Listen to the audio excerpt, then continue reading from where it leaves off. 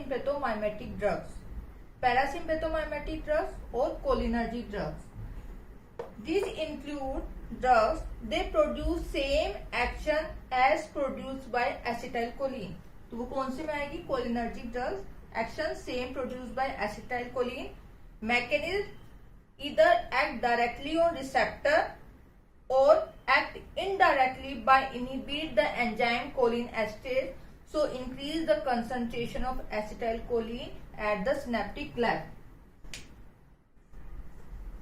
also called parasympathomimetics।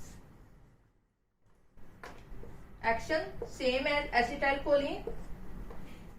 तो mechanism हो गया अपना, दो तरीके से हो सकता है, या तो डायरेक्ट एक्टिंग,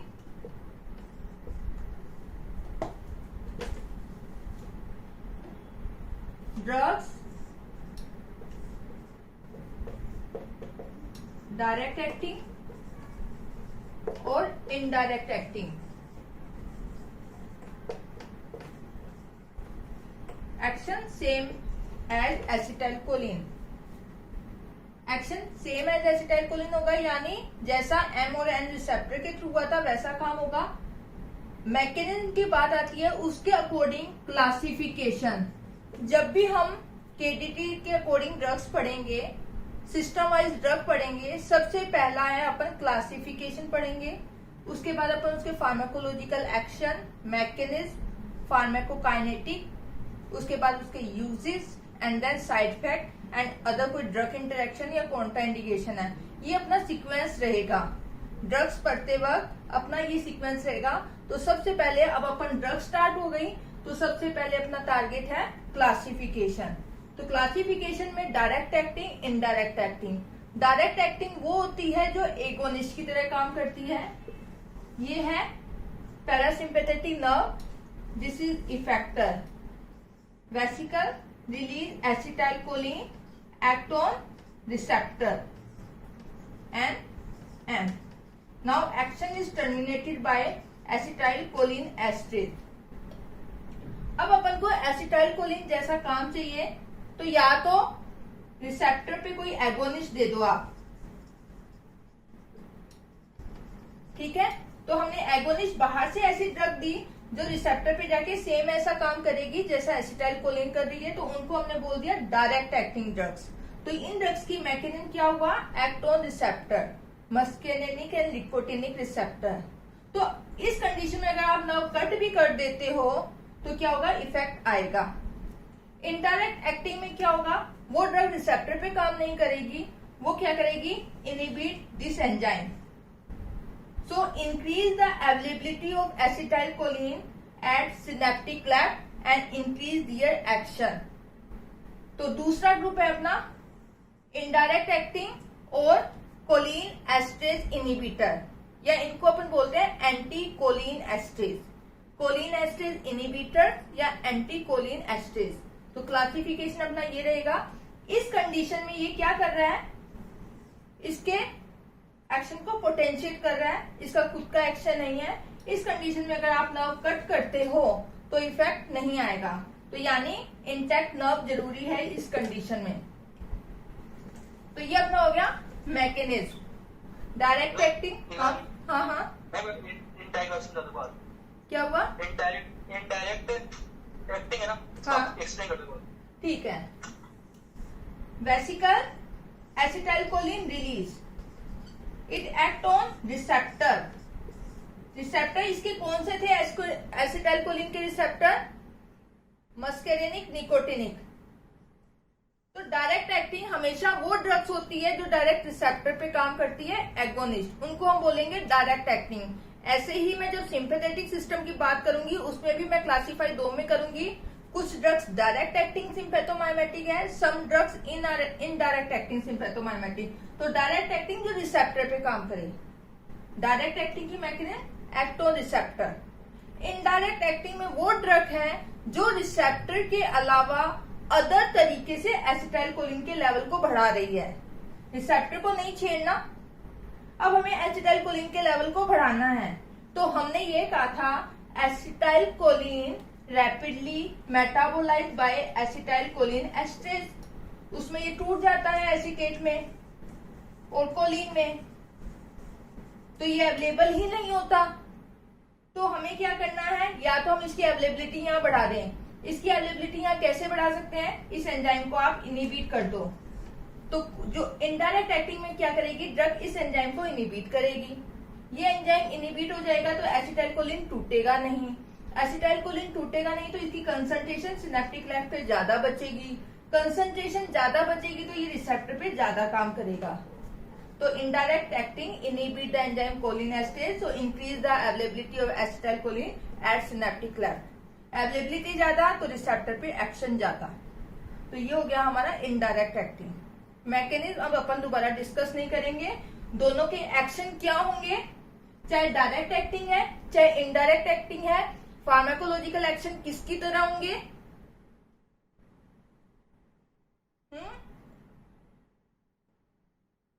प्रेरणा है ना, तो अब अपन को डिस्कस करने की जरूरत ही नहीं है ना। एसिटाइलकोलिन जैसे क्योंकि इसने अवेलेबिलिटी को बढ़ा दिया या इसने रिसेप्टर पे एगोनिस्ट की तरह काम किया, तो एक्शन हमें अब याद रखने की जरूरत ही नहीं है, हमें तो पता है। तो हमने मैकेनिज्म डिस्कस कर ली। सबसे पहले ड्रग्स के नाम पढ़ते हैं अपन। डायरेक्ट एक्टिंग में कौन कौन सी ड्रग आती है। डायरेक्ट एक्टिंग जो रिसेप्टर पे काम करेगी, केमिकली हमने इसको फर्दर 2 में डिवाइड किया है उसकी केमिकल स्ट्रक्चर के अकॉर्डिंग, एस्टर और एल्केलॉइड्स। एस्टर और एल्केलॉइड्स, एस्टर में ए, बी, सी और एम। एसिटाइलकोलिन, बेथेनाकोल, एसिटाइलकोलिन, बी से बेथेनाकोल, सी से कार्बाकोल, एम फॉर मेथाकोलिन। तो ये है डायरेक्ट एक्टिंग है सारी, रिसेप्टर पे काम करेगी, मस्करेनिक एंड निकोटिनिक, तो ये है डायरेक्ट एक्टिंग। एल्केलॉइड में होता है मैप, MAP। हमेशा आप न्यूमोनिक से याद करना तभी क्लासिफिकेशन याद रहेगा। M for muscarine, arecoline, pilocarpine. ठीक है, तो ये सारी की सारी डायरेक्ट एक्टिंग है। अभी मैकेनिज्म अपनी डिस्कस हो गई, द एक्ट ऑन रिसेप्टर। इसमें से आपको पाइलोकार्पिन याद रखना है, ये इंपॉर्टेंट नहीं है दोनों मस्करिन, क्योंकि ये क्या होते हैं मेनली पॉइजनिंग करता है, तो पॉइजनिंग पॉइंट ऑफ व्यू से इंपॉर्टेंट है। पाइलोकार्पिन थेरेपेटिक व्यू से इंपॉर्टेंट है मान लिए। अब बात आती है, कुछ होती है मस्करिनिक रिसेप्टर पे काम करती है, कुछ निकोटिनिक पे। तो acetylcholine non specific in action M पे भी काम करेगा और एन पे भी काम करेगा, तो इसके एक्शन मस्करेनिक वाले भी होंगे और निकोटिनिक वाले भी होंगे। बेथेनाकोल मेनली मस्करेनिक, वो भी M3। Carbachol N more than M। Methacholine M more than N, mainly M2।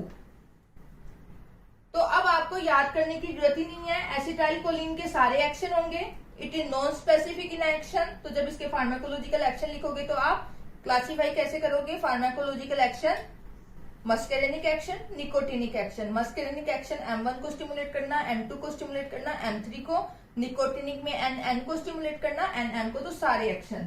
बेथेनाकोल mainly M3 के थ्रू काम करता है, कार्बाकोल दोनों के थ्रू, पर इसका निकोटिनिक एक्शन ज्यादा है, और मेथाकोलिन M2 पे है।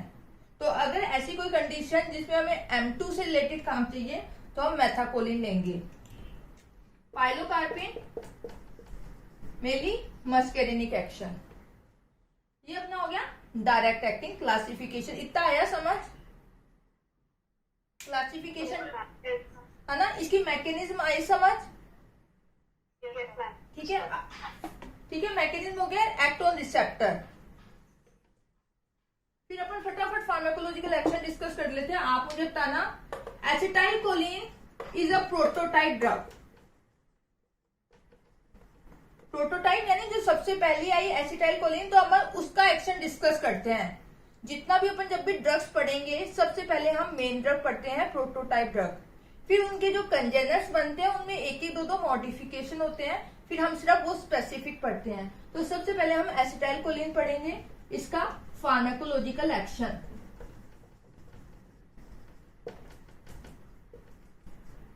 Pharmacological action due to stimulation of muscarinic receptor and nicotinic action. तो बताओ क्या क्या एक्शन होगा। जैसे ही आपने बाहर से एसिटाइल कोलिन दिया, क्या एक्शन होगा? रोहिताश तुम बताओ कोई एक एक्शन। मस्केरेनिक, आपने बाहर से एसिटाइल कोलिन दिया, क्या एक्शन होगा? M1 से स्टार्ट हो जाओ, M2 M3। M1 और M3 दोनों स्टिमुलेटर होंगे। हाँ, तो अब मैंने फार्माकोलॉजिकल एक्शन पूछे हैं, तो बॉडी में क्या क्या होगा। चलो अपन स्टार्ट करते हैं इसके ऑन हार्ट, है ना। इसको अपन सिस्टम वाइज डिवाइड करेंगे। तो due to muscarinic action, first heart पे इसका क्या एक्शन होगा? प्रेरणा बताओ, हार्ट पे क्या एक्शन होगा? आपने एसिटाइल कोलिन बाहर से दिया, ब्रेडिकार्डिया करेगा, है ना। तो decrease heart rate, force of contraction, ठीक है, एंड जनरेशन ऑफ इम्पल्स भी डिक्रीज हो जाएगी। हाँ, decrease AV conduction. Decrease impulse generation यानी decrease heart rate, bradycardia, atria को कॉन्ट्रैक्ट कम करेगा तो फोर्स ऑफ कॉन्ट्रैक्शन कम हो जाएगा और एवी कंडक्शन डिले होगा। तो अगर किसी पेशेंट को टैकीकार्डिया है तो उसमें हम कौन सी ड्रग देते हैं? कोलिनोमाइमेटिक ड्रग्स। ये इसका थेरेपेटिक यूज आएगा यहाँ पे, क्योंकि ये क्या कर रहा है? Decrease the heart rate. तो अगर किसी की हार्ट रेट ज्यादा है, किसी को टैकीकार्डिया है, तो वहां हम ड्रग कौन सी देते हैं? पैरासिम्पेथोमाइमेटिक। पर ये क्लिनिकली यूज नहीं होती क्योंकि हमारे पास बेटर ड्रग्स अवेलेबल है, ठीक है। वो भी यहाँ कौन सी यूज करते हैं? पहले यूज करते थे M2। टैकीकार्डिया के लिए ऐसी ड्रग यूज करते थे जो M2 रिसेप्टर पे काम करती है, क्योंकि हम नहीं चाहते सब रिसेप्टर को स्टिमुलेट करें तो सबके साइड इफेक्ट आए। तो M2 पे कौन सी ड्रग काम कर रही थी? अभी मैंने बताया M2 पे मैथाकोलिन, है ना। तो मैथेकोलिन को पहले हम यूज करते थे टैकीकार्डिया में, लेकिन अब हमारे पास बेटर ड्रग्स अवेलेबल है, इसलिए हम नहीं करते इसको थेरेपेटिक यूज। तो मैंने यहाँ पे इसका थेरेपेटिक यूज भी आपको डिस्कस कर दिया। एसिटाइल कोलिन दोगे तो इसका साइड इफेक्ट क्या होगा? Bradycardia, force of contraction come. Second, blood vessel. Vishakha, blood vessel पे क्या एक्शन होगा? ब्लड वेसल्स पे एसिटाइल कोलिन कंट्रैक्ट करेगा। श्रेयांश, एक्सोजीनसली रहेंगे तो कंट्रैक्ट करेगा और एंडोजीनसली रहेंगे तो आपको पहले एंडोथेलियम पे एक्ट करेगा और एनो रिलीज करेगा तो डायलेशन करेगा। Rohitash, ma'am acetyl co ma'am काम नहीं करेगा, उस पे डायरेक्ट। अरे यार तुम भूल गए, मैंने क्या बोला था? ब्लड वेसल तो डैमेज होगी, ब्लड वेसल तो हाँ बोलो। डैमेज होगी तो स्मूथ मसल कॉन्ट्रैक्ट होगी और अगर डैमेज नहीं होगी तो डायलेशन होगा। मुझे तो आप बताओ, अपनी बॉडी है, क्या होगा? बीपी कम या ज्यादा कुछ नहीं होगा अपनी बॉडी है? मैम एसिटाइल कोलिन का डायरेक्ट कोई भी इफेक्ट नहीं होगा ब्लड वेसल पे, एनो का होता है। अब सुनना मेरी बात। ब्लड वेसल थी, ये इसकी स्मूथ मसल है और अंदर की तरफ एंडोथीलियम है। ब्लड वेसल ऐसे ही होती है ना। अपन ने एसिटाइल कोलिन दिया, एसिटाइल कोलिन ब्लड में पड़ी है, ब्लड वेसल इंटैक्ट है, ब्लड में एसिटाइल कोलिन पड़ा है, तो सबसे पहले किसके कांटेक्ट में आएगा? एंडोथीलियम के कांटेक्ट में। ये एंडोथीलियम से M3 रिसेप्टर के थ्रू क्या रिलीज करवाता है? NO, और NO क्या करता है? वेजो डायलेटेशन। तो जब आपने बाहर से एसिटाइल कोलिन दिया तो ये क्या करता है? Decrease BP. अपन ना नॉर्मल बात याद रखते हैं, डैमेज होती ना अगर ये, तो एसिटाइल कोलिन इसके कांटेक्ट में आता और स्मूथ मसल को कॉन्ट्रैक्ट करता तो बीपी इंक्रीज होता। आप नॉर्मल डोज दे रहे हो एसिटाइल कोलिन की तो decrease BP due to vasodilatation, release of NO, endothelial derived relaxing factor due to stimulation of M3 receptor. तो ये इसका होता है बीपी पे इफेक्ट, डिक्रीज बीपी, वैसोडाइलेटेशन। फिर अपन चलते हैं, M3 को स्टिमुलेट करेगा तो क्या होगा? Increase secretion. सही बात है। सारे के सारे सिक्रीशन बढ़ाएगा, salivation, lacrimation, urination, defecation. Fourth, body की स्मूथ मसल को क्या करेगा? Smooth muscle contract. कॉन्ट्रैक्ट तो इससे क्या क्या आएंगे? जब आपने बाहर से एसिटाइल कोलिन दिया, bronchospasm, bronchospasm, GIT, motility increase, genitourinary tract, detrusor muscle को ये क्या करेगा? कॉन्ट्रैक्ट। स्फिंक्टर को रिलैक्स, तो वॉइडिंग, इंक्रीज यूरिन, है ना, मिक्चुरेशन, इंक्रीज ट्रेकियोब्रोंकियल सिक्रीशन। ठीक है, वो सिक्रीशन में आ गया तो इंक्रीज सिक्रीशन। तो यानी सब, और आई के अंदर क्या करेगा? ये circular muscle of iris contract, तो मियोसिस। सिलियरी मसल को कॉन्ट्रैक्ट, तो help in near vision, increase flow of fluid, outflow increase, intraocular pressure decrease. तो ये इसके आई पे इफेक्ट है। तो ये इसके क्या है? मस्केरेनिक एक्शन। निकोटिनिक एक्शन, आपने बाहर से एसिटाइल कोलिन दिया हुआ है तो निकोटिनिक भी स्टिमुलेट होंगे, तो एन भी स्टिमुलेट होगा, एन भी। ये मेनली नॉर्मल डोज पे स्टिमुलेट नहीं होते हैं। एसिटाइल कोलिन की आप हाई डोज देते हो तो निकोटिनिक रिसेप्टर स्टिमुलेट होते हैं, तो एन स्टिमुलेट होंगे ऑटोनोमिक गैंग्लिया पे। तो ऑटोनोमिक गैंग्लिया पे स्टिमुलेट होंगे तो सिंपैथेटिक गैंग्लिया भी स्टिमुलेट होगा। सिंपैथेटिक गैंग्लिया स्टिमुलेट होगा तो क्या होगा? नॉन एपिनेफ्रिन रिलीज होगा। नॉन एपिनेफ्रिन रिलीज होगा तो उसका काम क्या था? Tachycardia, increase BP. यानी एसिटाइल कोलिन की नॉर्मल डोज देते हो तो बीपी कम होता है, ब्रेडिकार्डिया होता है। लेकिन हाई डोज पे due to stimulation of autonomic ganglia in sympathetic system increase BP and tachycardia. ठीक है, तो नॉर्मल डोज पे ये आएगा, हाई डोज पे ये आएगा इफेक्ट। एनएम रिसेप्टर स्टिमुलेट होंगे तो स्केलेटल मसल कॉन्ट्रैक्शन, तो ये हाई डोज पे दिखते हैं। तो ये अपने हो गए pharmacological action of acetyl choline. ठीक है, आई का अपन डिस्कस करते हैं थोड़ा सा डिटेल में। आई पे इफेक्ट ऑन आई। आई पे कौन से रिसेप्टर है? M3 receptor. कहाँ कहाँ होते हैं? सर्कुलर मसल, सिलियरी मसल और लैक्राइमल ग्लैंड। लैक्राइमल ग्लैंड पे होगा तो इंक्रीज सिक्रीशन। ठीक है, अब बात आते हैं आइरिस बनाते हैं अपन। फ्रंट से अपन अगर देखें तो ये जो ब्लैक वाला पार्ट दिख रहा है ये क्या है? आइरिस। इसके सेंटर में क्या है? होल, वो क्या है? प्यूपिल। ठीक है, तो ये जो अपन को ब्लैक पार्ट दिख रहा है that is iris and central part is hole, that is pupil. इसमें 2 टाइप्स की मसल है। This is radial muscle. ये मसल कौन सी है?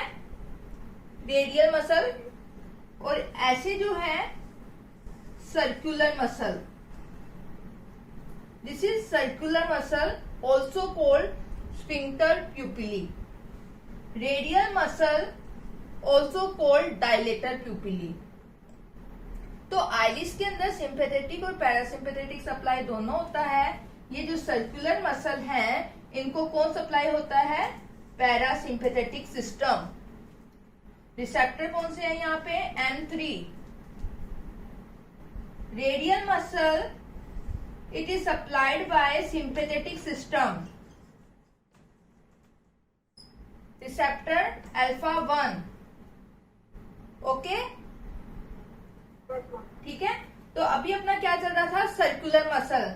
तो ये क्या करेगा? पैरासिम्पैथेटिक जैसे ही स्टिमुलेट हुआ ये क्या करेगा? इन सर्कुलर मसल को क्या करेगा? कॉन्ट्रैक्ट करेगा। तो क्या हो जाएगा? प्यूपिल का साइज और छोटा। प्यूपिल का साइज छोटा होगा तो इसको क्या बोलते हैं हम? मियोसिस। ठीक है, decrease in size that is meiosis हुआ। और इन ड्रग्स को हम क्या बोलते हैं, मियोटिक्स। जो ड्रग्स मियोसिस कराती है उनको हम बोलते हैं मियोटिक्स। तो पैरासिम्पेथोमाइमेटिक ड्रग्स क्या होगी, miotics. Sympathetic system alpha 1 receptor stimulate होंगे, it is also GQ type. तो ये कॉन्ट्रैक्ट होगा, ये रेडियल मसल को कॉन्ट्रैक्ट करेगा।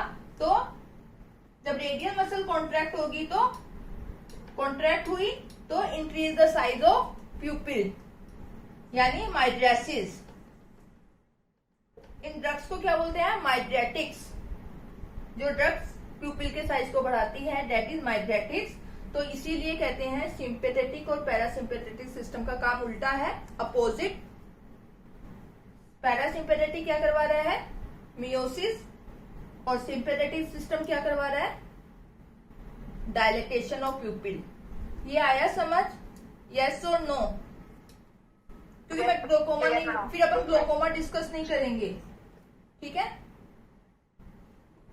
तो यार आइरिस पे अपना काम हो गया, contract the circular muscle of iris और स्फिंक्टर प्यूपिली।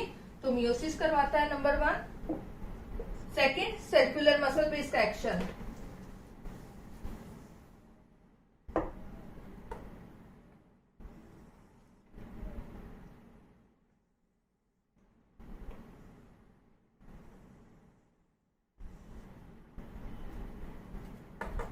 अगर अपन आई की है, राउंड स्ट्रक्चर है, ठीक है, आई क्या है, राउंड है। अगर अपन ऐसे देखें इसको तो सबसे आगे क्या दिखेगा अपन को, कॉर्निया वाला part, outer layer cornea, transparent जो ब्लैक के ऊपर है ना, ब्लैक के ऊपर transparent layer that is cornea, और जो ये व्हाइटिश पार्ट है दैट इज स्क्लेरा। सही बात है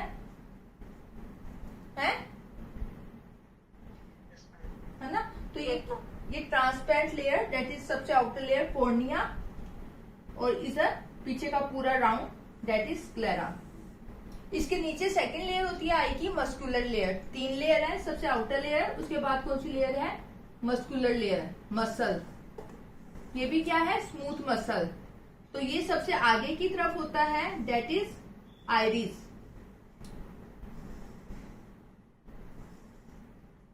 जो ब्लैक वाला पार्ट है राउंड, आइरिस। इसके पीछे कौन सी मसल है, सिलियरी मसल,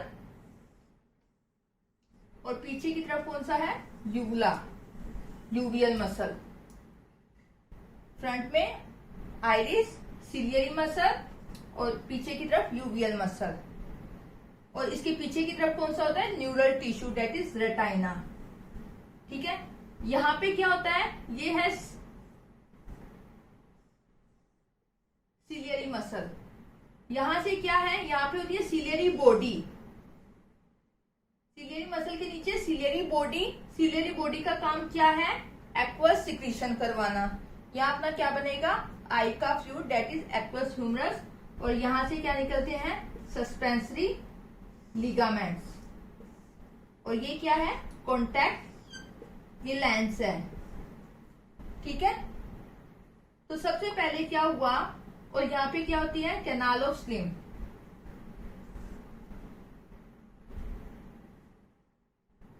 ये जो सिलियरी बॉडी है इसका काम है एक्वस फ्लूइड बनाना।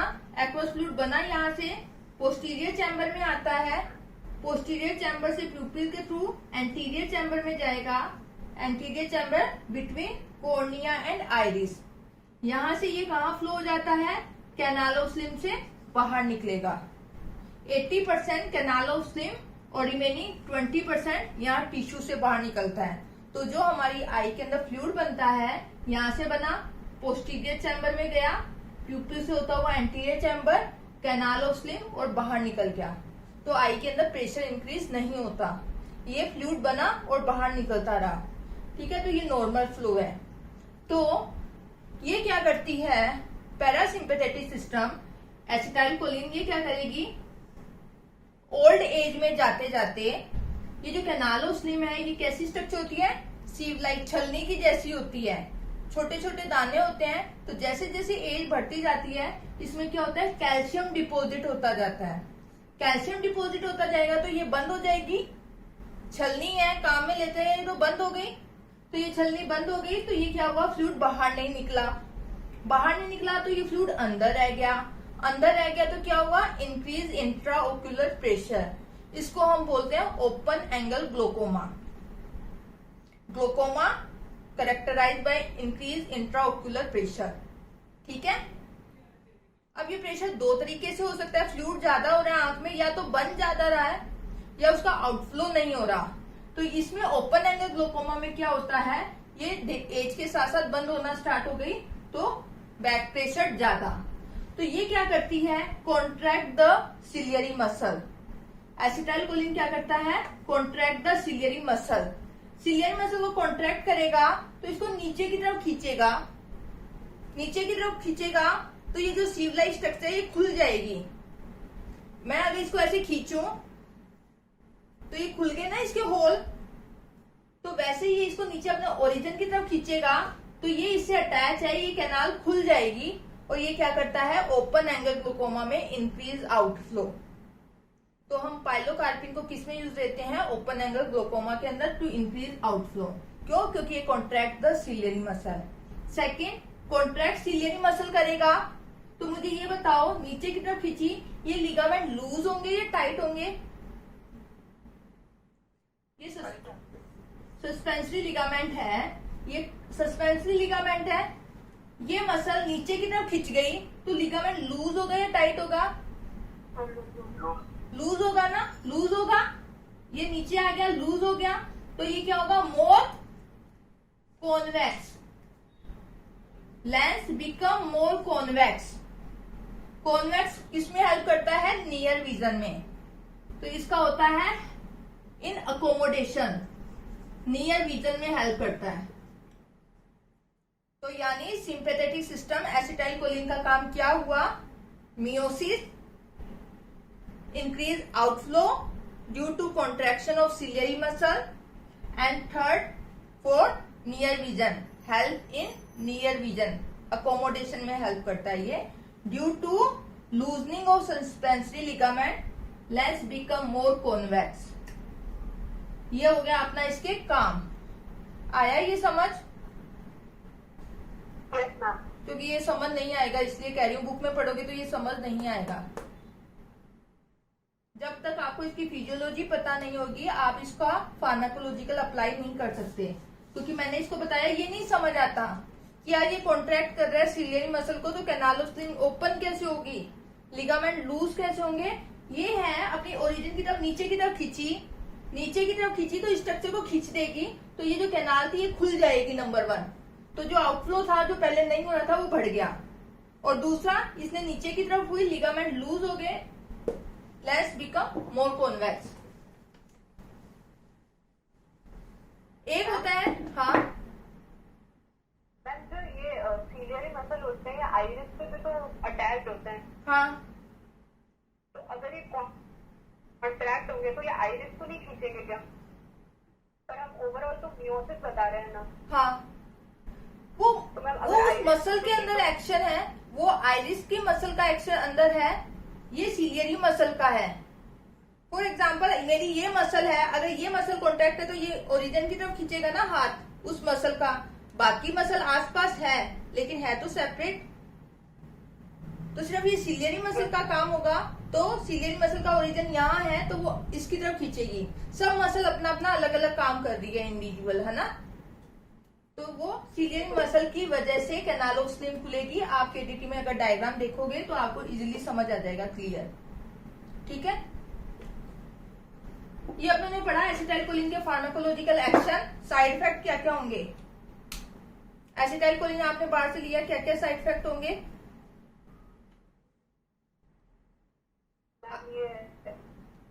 हार्ट रेट बहुत स्लो करेगा। हाँ, तो bradycardia, decrease AV conduction, decrease BP, salivation, lacrimation, urination, increase GIT movement, bronchospasm, so contraindicated in which patient, asthmatic patient, है ना। तो it is contraindicated in asthmatic patient. तो जो अच्छे अच्छे वर्क होते हैं हम उसको थेरेपेटिक यूजेस में गिनाते हैं, और जो अपन को काम नहीं चाहिए वो अपन किस में काउंट करेंगे, साइड इफेक्ट में। Therapeutic uses, therapeutic uses. First, acetylcholine को हम क्लिनिकली यूज नहीं करते, क्यों नहीं करते, इसके दो रीजन है। Because it is short acting, it is जैसे ही हमने बाहर से एसिटाइल कोलिन दिया, इट is rapidly metabolised by cholinesterase enzyme. Second, it is non specific in action, दोनों को स्टिमुलेट करेगा। मुझे एक पर्टिकुलर एक्शन चाहिए तो मैं सिर्फ उसी ऑर्गन पे जो ड्रग काम करे, भाई मुझे चाहिए M3 से रिलेटेड काम, तो मैं क्यों चाहूंगी कि मैं सब रिसेप्टर को स्टिमुलेट करूं। मेरे पास अगर ऐसी ड्रग अवेलेबल है जो सिर्फ M3 को स्टिमुलेट करे, मैं वही ड्रग दूंगी ना। तो ये नॉन स्पेसिफिक एक्शन है, फालतू में इनके साइड इफेक्ट अपन को झेलने पड़ेंगे, तो इसलिए एसिटाइलकोलिन काम में नहीं लेते। क्लिनिकली जो यूज होती है डेट इज बेथेनेकोल। बेथेनेकोल को हम कहाँ यूज करते हैं, पोस्ट ऑपरेटिव पैरालिटिक इलियस या post operative urinary retention. Operation हुआ उसके बाद क्या होता है, जीआईटी मूवमेंट कम हो जाती है, यूरिन रिटेंशन होता है, तो ये क्या करता है, जीआईटी मूवमेंट को बढ़ा रही है ये ड्रग, वॉइडिंग ऑफ यूरिन, मिक्सचुरेशन करा रही है। तो ऐसी कंडीशन जहां ये कम है वहां हम यूज करते हैं, तो इसको हम यूज करते हैं post operative paralytic ileus. Ileum after operation कम हो जाती है उसकी मूवमेंट, तो उसमें हम यूज करते हैं पोस्ट ऑपरेटिव यूरिनरी रिटेंशन। इन ड्रग्स में से सिर्फ यही ड्रग काम आती है। दूसरा पाइलोकार्पिन। पाइलोकार्पिन कहाँ यूज करते हैं, ओपन एंगल ग्लोकोमा। इसके अलावा कहीं आपने मिड्रेसिस ज्यादा दे दिया, जैसे बच्चों के अंदर अगर हमें रिफ्रैक्टिव एरर चेक करना है या पीछे हमें फंडस एग्जामिनेशन करना है, तो हमें फंडस को देखने के लिए प्यूपिल को डायलेट करना पड़ेगा, तो उसको देखने के लिए मिड्रेटिक्स दी जाती है। मिड्रेटिक्स दे दी, अब उसका इफेक्ट परसिस्ट कर रहा है, तो उसको हमें काउंटर एक्ट करना है, तो हम यूज करते हैं मियोटिक्स, तो to counteract mydriatic effect. Third, कई बार क्या होता है, कोई इन्फ्लामेटरी कंडीशन ऑफ आई है, जैसे आयराइटिस हो गया या कॉर्नियल अल्सर हो गया, जिसमें कॉर्निया और आइरिस या आइरिस और लेंस आपस में चिपक रहे हैं, तो हमें उसकी मूवमेंट करानी है, तो मियोटिक और मिड्रेटिक दे दो ताकि वो आपस में चिपके नहीं। कॉर्निया आइरिस या आइरिस लेंस आपस में चिपके नहीं इन्फ्लामेटरी कंडीशन की वजह से, तो हम मियोटिक और मिड्रेटिक साथ में देते हैं, तो आइरिस कॉन्ट्रैक्ट करेगी, रिलैक्स करेगी, तो वो उनसे चिपकेगी नहीं। तो पाइलोकार्पिन का यही यूज होता है ओपन एंगल ग्लूकोमा में, to counteract the effect of mydriatic and along with mydriatic in inflammatory condition like iritis and corneal ulcer. ये इसके थेरेपेटिक यूजेस हैं। ये अपना हो गया एसिटाइलकोलिन, सारी डायरेक्ट एक्टिंग। अब अपन आते हैं इनडायरेक्ट एक्टिंग के।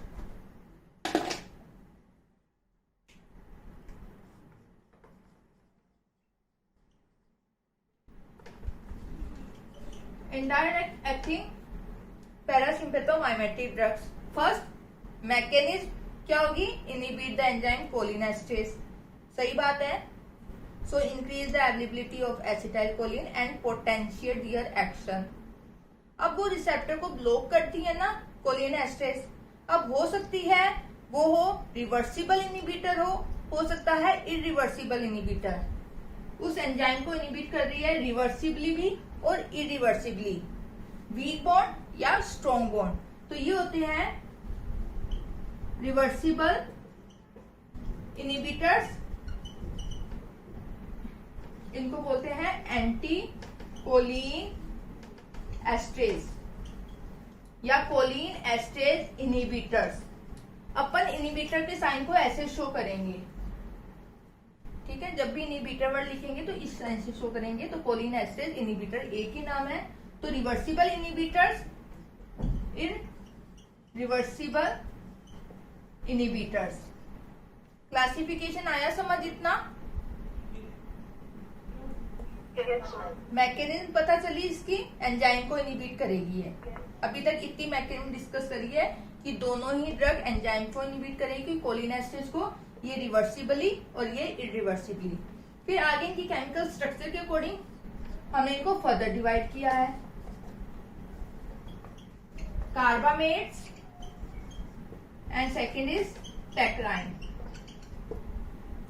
टेक्राइन यूज नहीं होती क्यों? क्योंकि ये हिपैटोटॉक्सिक है। कार्बामेट्स में क्या आती है? Tertiary compound and quaternary compound. Reversible inhibitors carbamates में tertiary compound, quaternary compound. Tertiary compound फाइजियोस्टिग्मीन,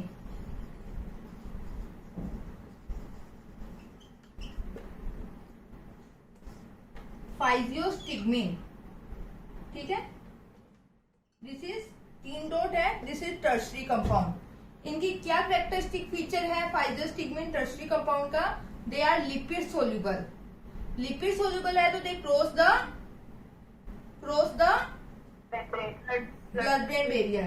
तो अगर कोई सीएनएस से रिलेटेड हमें यूज करना है तो हम फाइजियोस्टिग्मीन यूज करेंगे, क्योंकि ये क्या करती है? लिपिड सोल्यूबल है तो penetrate the blood brain barrier. Quaternary compound ये क्या होते हैं?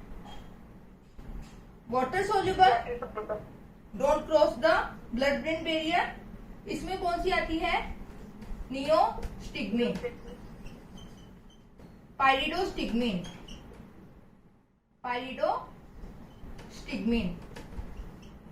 एड्रोफोनियम,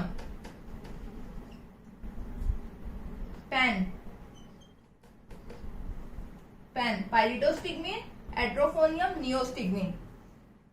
एड्रोफोनियम इज शॉर्टेस्ट एक्टिंग। अभी ये सारे रिवर्सिबल हैं, ठीक है, ये रिवर्सिबल हैं। एड्रोफोनियम शॉर्ट एक्टिंग है और ये टर्शरी है तो ब्रेन में क्रॉस करेगा, ये ब्रेन को क्रॉस नहीं करते। तो जहां पेरिफेरल एक्शन चाहिए वहां हम नियोस्टिग्मीन और पाइरिडोस्टिग्मीन यूज करेंगे। Neostigmine, pyridostigmine same, neostigmine short acting, pyridostigmine long acting as compared to neostigmine. ये इसका क्लासिफिकेशन है, ठीक है। फिर कुछ होते हैं रिवर्सिबल जो होते हैं सेरिब्रो सेलेक्टिव। मतलब वो ब्रेन के अंदर जाके inhibit the enzyme acetylcholine esterase. उनका नाम क्या है? Doctor Gill. Donepezil, rivastigmine, galantamine. तो अगर आपसे पूछा जाए cerebro selective choline esterase inhibitor, short note आया है तो आप लिखोगे doctor Gill, donepezil, rivastigmine, galantamine. They are cerebro selective. तो ये क्या करेंगे? Inhibit the acetylcholine esterase in brain. तो वहां पे एसिटाइलकोलिन की कंसंट्रेशन सीएनएस के अंदर ज्यादा होगी। तो आप इसको क्लिनिकली कहाँ यूज करोगे? सीएनएस पे क्या एक्शन था एसिटाइलकोलिन का? Learning and memory. तो अल्जाइमर डिजीज होती है एज के साथ साथ, कहते हैं ना वो आदमी भूलने लग गया बुढ़ापे में। एज के साथ साथ क्या होते हैं? जो कोलिनर्जिक न्यूरॉन्स हैं उनका डीजनरेशन होना स्टार्ट हो जाता है। कोलिनर्जिक न्यूरॉन्स का it is a neuro degenerative disorder. Alzheimer disease it is a neuro degenerative disorder. Age के साथ साथ क्या होता है? कोलिनर्जिक न्यूरॉन का डीजनरेशन स्टार्ट हो गया तो एसिटाइलकोलिन क्या हो गया? कम हो गया। तो हम क्या देते हैं उस कंडीशन में अल्जाइमर डिजीज के अंदर? Choline esterase inhibitor. तो ये क्या करवाएंगे? Increase the availability of acetylcholine. और इसमें क्या पेशेंट को होता है? Dementia, loss of memory. तो ये अपने हो गए रिवर्सिबल इनहिबिटर। इसमें सिर्फ क्लासिफिकेशन ही याद करना है, फिर अपन को और कुछ याद नहीं करना। इरिवर्सिबल इनहिबिटर, इसमें भी एक तो कार्बामेट्स होते हैं। कुछ कार्बामेट्स रिवर्सिबल इनहिबिटर है, कुछ कार्बामेट इरिवर्सिबल इनहिबिटर है। मैंने दोनों जगह नाम लिखा है। इसमें जैसे आता है कार्बोरिल, प्रोपोक्सर। दूसरी होती है organophosphates.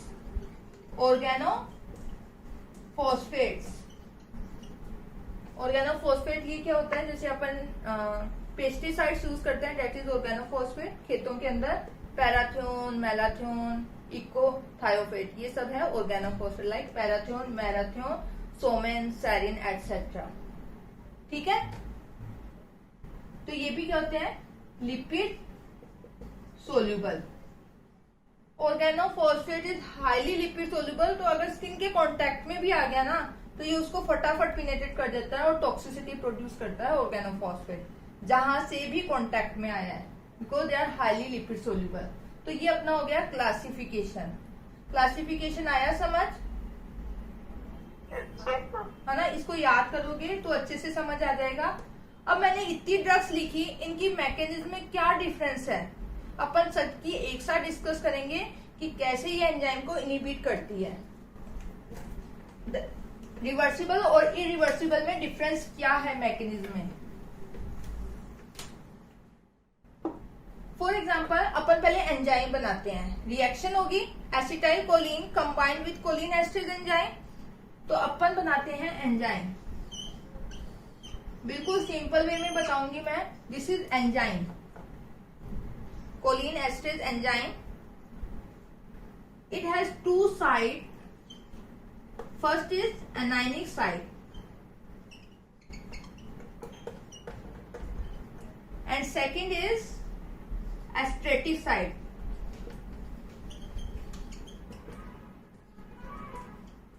Enzyme has two side, anionic side और astratic side. ठीक है, अब क्या हुआ एसिटाइल कोलिन। सबसे पहले हमें एसिटाइल कोलिन की मैकेनिज्म पता होना चाहिए कि एक सबस्ट्रेट एंजाइम के साथ कैसे जुड़ता है, तभी हम ड्रग्स का बता पाएंगे ना। तो हमें सबसे पहले acetyl choline, acetyl choline combined with both side. For example इसकी स्ट्रक्चर बनाएंगे तो एन आता है इसमें, कोलिन और एसिटेट, तो सी वाला पॉइंट इससे जुड़ेगा। तो जो कहने का मतलब है acetylcholine combined with both side, anionic side और एस्टेटिक साइड। ये एसिटाइल कोलिन इस एंजाइम के साथ जुड़ने से क्या बना, cholinesterase acetylcholine complex. Enzyme substrate complex, yes और नो। एंजाइम था, एसिटाइल कोलिन दोनों साइड पे जुड़ा और उससे क्या बन गया, इसका कॉम्प्लेक्स बन गया। एसिटाइल कोलिन यहाँ दोनों साइड पे जुड़ गया। उसके बाद क्या होता है, ये कोलिन वाला पार्ट है यहां से हट जाता है, कोलिन हट जाता है तो क्या बनता है, सिर्फ ये एंजाइम बचता है और इस पे एसिटेट ग्रुप जुड़ा हुआ है, तो इसको बोलेंगे एसिलाइटेटेड एंजाइम। ठीक है, एसिटेट ग्रुप इस पे जुड़ा हुआ है तो ये अपने पास क्या बच गया सिर्फ, तो इस पे क्या होगा, वाटर ऐड होगा यानी हाइड्रोलिसिस, तो ये क्या होगा, एसिटेट भी अलग हो जाएगा। तो ठीक, एसिड प्लस फ्री एंजाइम। तो this is the normal mechanism. एक सबस्ट्रेट इस एंजाइम के साथ कैसे जुड़ा, acetylcholine combined with both side make a complex followed by release of Colin.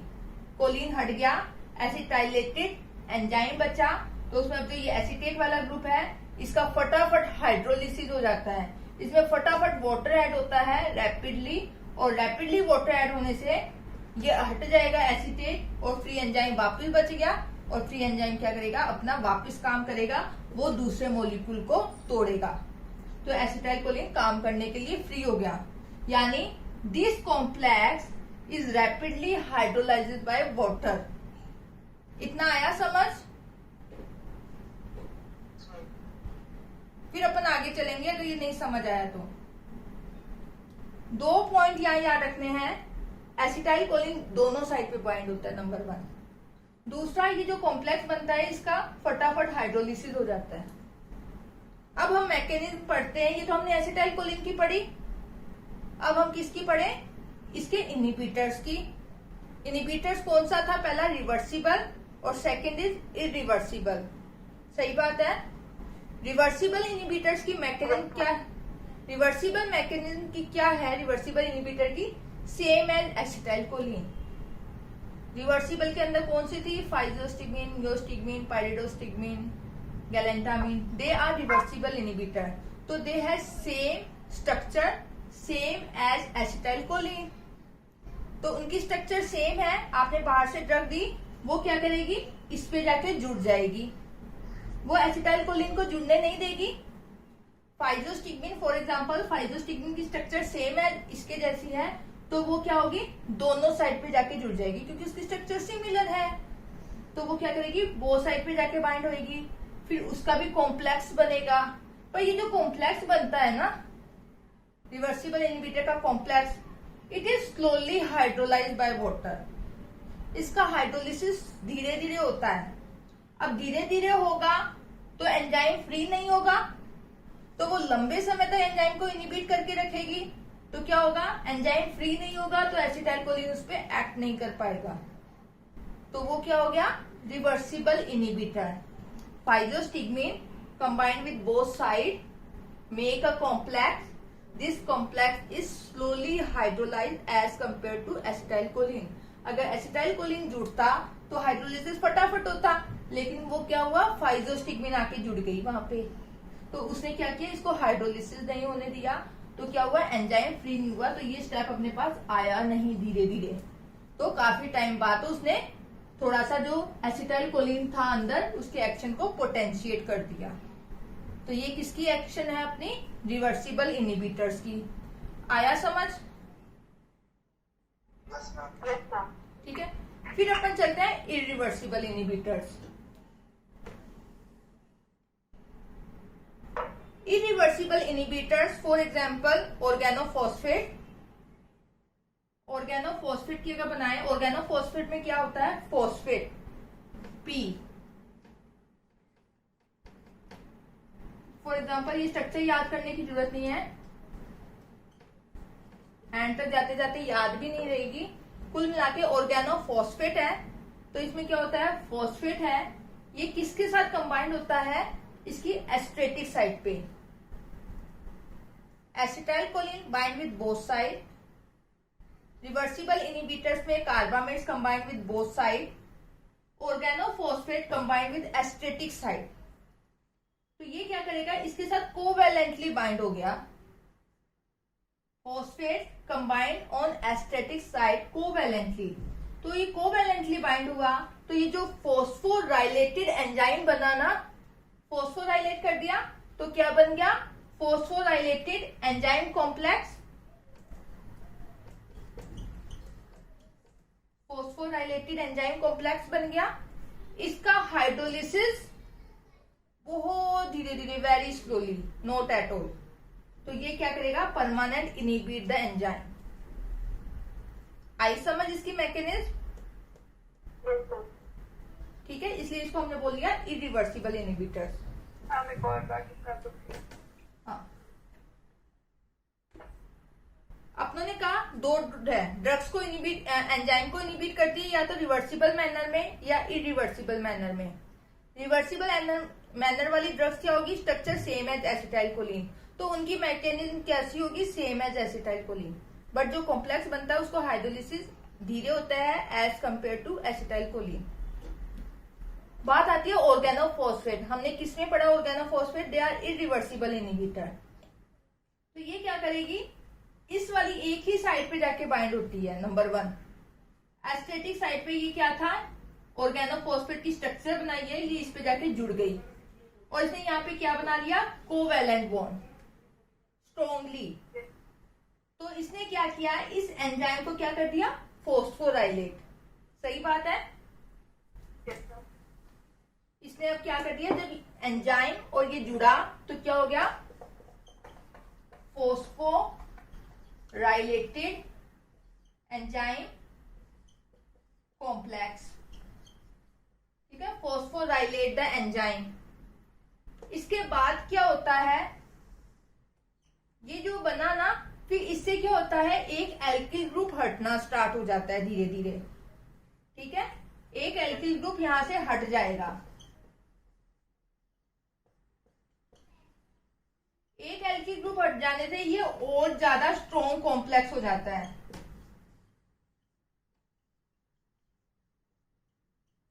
ये स्ट्रॉन्ग कॉम्प्लेक्स बन गया। जब ये ग्रुप हट जाता है तो ये इसको हम बोलते हैं एजिंग, कि अब एंजाइम की एजिंग हो गई। यहां तक फॉस्फोराइलेट हुआ था, ठीक है, ये फॉस्फोराइलेट हुआ, लेकिन इसमें वाटर ऐड नहीं होता, इसका हाइड्रोलिसिस बहुत धीरे धीरे होता है।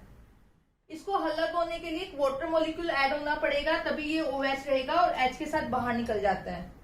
लेकिन ये फॉस्फोराइलेटेड है, इसने यहाँ कोवैलेंट बॉन्ड बना लिया, तो क्या हुआ, इसमें वाटर ऐड नहीं हो पाया, तो ये एंजाइम इससे अलग नहीं हो पाया, तो हाइड्रोलिसिस वेरी स्लोली 1 से 2 घंटे जब निकल जाते हैं तो इसमें से एक एल्किल ग्रुप भी हट जाता है।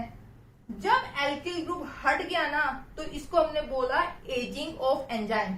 अब एंजाइम गया। अब तो आप चाहे कोई भी ड्रग दे दो, 1-2 घंटे बाद अगर एजिंग हो गई ना, तो कोई भी ड्रग काम नहीं करेगी। तो यानी वो एंजाइम परमानेंटली खत्म। तो इसकी नई एक्टिविटी कब आएगी, जब नया एंजाइम बनेगा बॉडी में, यानी आफ्टर फ्यू वीक्स। तो ये अपनी किसकी मैकेनिज्म है, ऑर्गेनोफॉस्फेट की।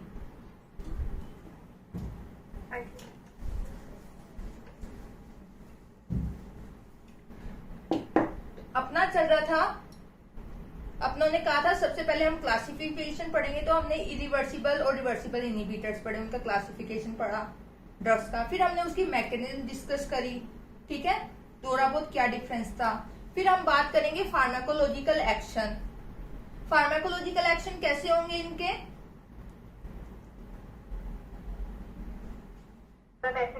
बस तो हमें पढ़ना ही नहीं भाई। इसने एंजाइम को इनहिबिट किया तो पोटेंशिएट, इसने क्या किया, एसिटाइलकोलिन था यहाँ पे, रिसेप्टर पे काम कर रहा था, पर इसका एक्शन शॉर्ट एक्टिंग होता है because it is rapidly metabolised by cholinesterase enzyme.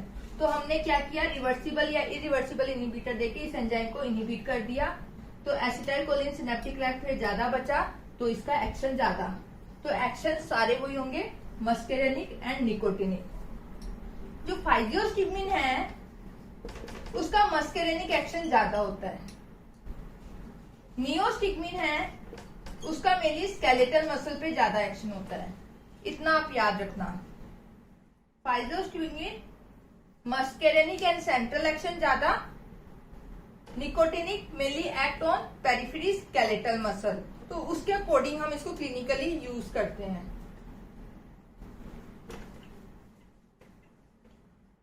तो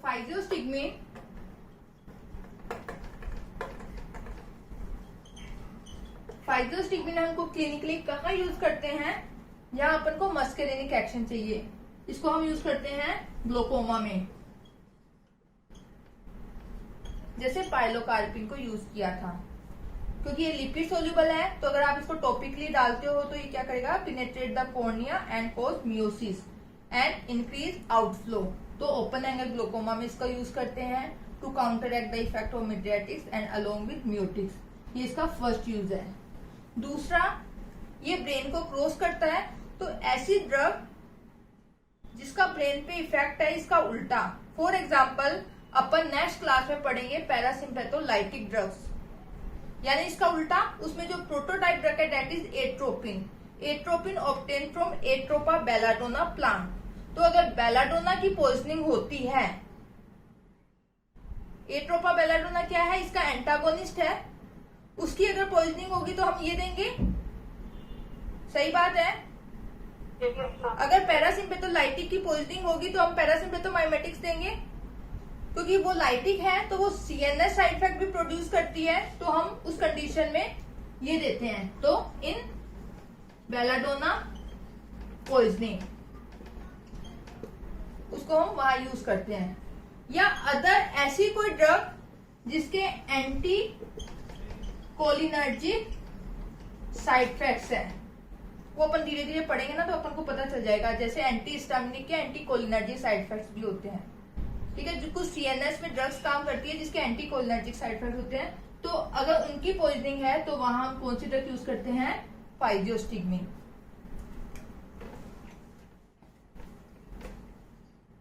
neostigmine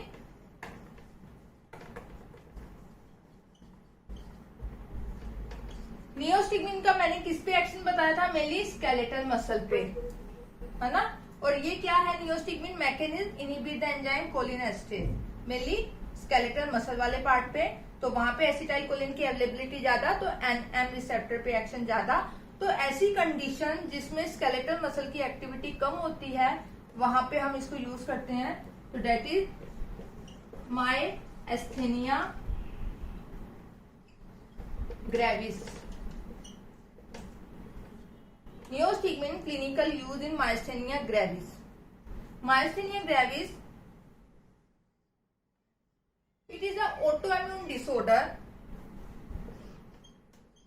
It is an autoimmune disorder characterized by produce antibody against NM receptor. मायस्थेनिया ग्रेविस में क्या होती है, जो एनएम रिसेप्टर होते हैं स्केलेटल मसल पे, एनएम रिसेप्टर कहाँ होते हैं, मसल एंड प्लेट पे, है ना। एसिटाइल कोलिन काम करेगा तो ये क्या करता था, स्केलेटल मसल को कॉन्ट्रैक्ट, सही बात है। तो अब क्या हुआ, मायस्थेनिया ग्रेविस में इसके अगेंस्ट में एंटीबॉडी बन गई। एंटीबॉडी बन गई तो इसने क्या किया, रिसेप्टर को डिस्ट्रॉय करना स्टार्ट हो गया।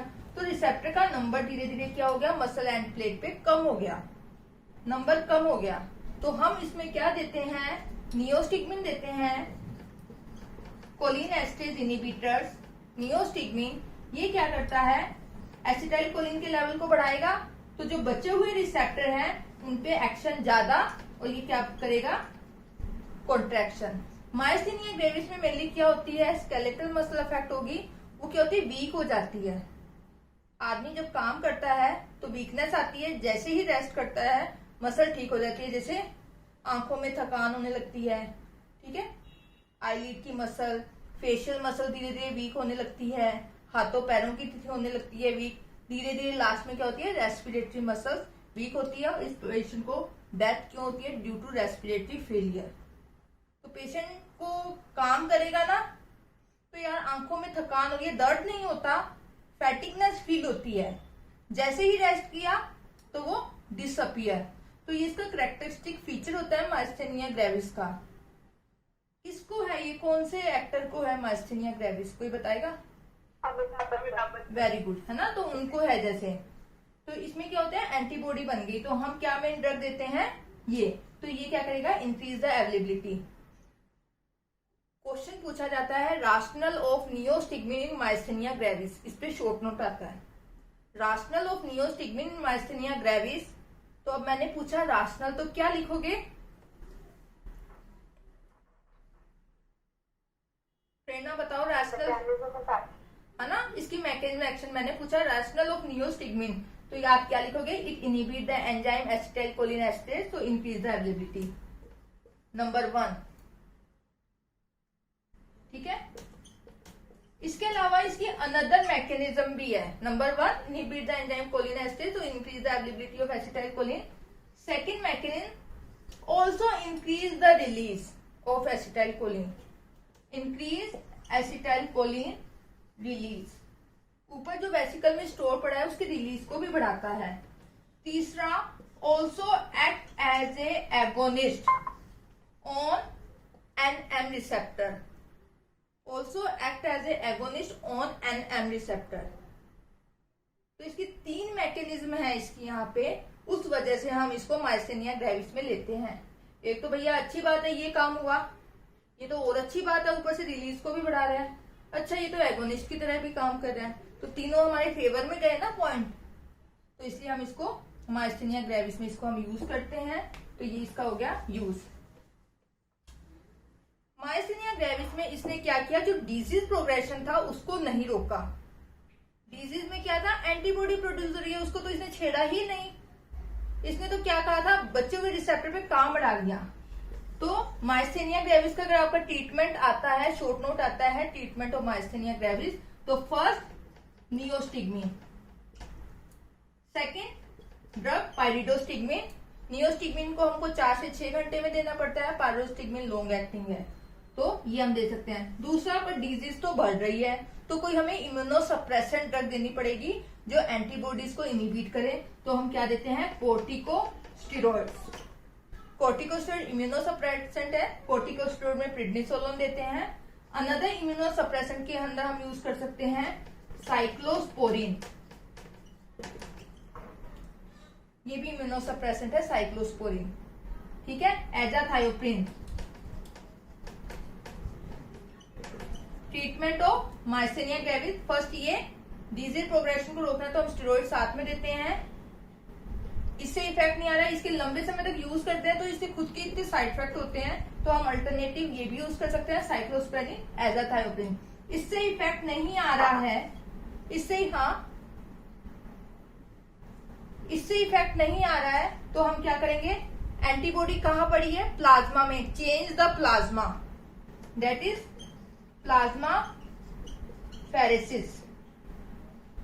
फिर भी पेशेंट ठीक नहीं हो रहा है तो ये एंटीबॉडी बनती कहां से है, थाइमस ग्लैंड से, जिसका रूट कहां है एंटीबॉडी प्रोडक्शन का, थाइमस ग्लैंड। थाइमस ग्लैंड में मॉडिफाइड मसल पड़ी है, they act as a antigen, उससे एंटीबॉडी बनी, वो ब्लड में आई और रिसेप्टर पे काम किया, तो जो मेन रूट है उसको ही हटा दो, दैट इज थाइमेक्टोमी, ठीक है। तो ये हो गया ट्रीटमेंट ऑफ माइस्थेनिया ग्रेविस। आया समझ? तो नियोस्टिग्मिन को हम कहा यूज करते हैं, फर्स्ट इज माइस्थेनिया ग्रेविस के अंदर। सेकेंड यूज, कोई स्केलेटल मसल रिलैक्सेंट ले ली तो उसके एक्शन को हमें क्या करना है, रिवर्स। सही बात है, ऑपरेशन हो रहा था, ऑपरेशन में हम स्केलेटल मसल रिलैक्सेंट देते हैं, अब ऑपरेशन खत्म हो गया लेकिन उसकी मसल है वो रिलैक्स ही पड़ी है, और जो स्केलेटल मसल रिलैक्सेंट थी वो रिवर्सिबल इनिबिटर थी एनएम रिसेप्टर के अगेंस्ट में, acetylcholine act on NM receptor. तो हम स्केलेटल मसल रिलैक्सेंट देते हैं, वो क्या करते हैं, इसको रिवर्सिबली इनिबिट करती है।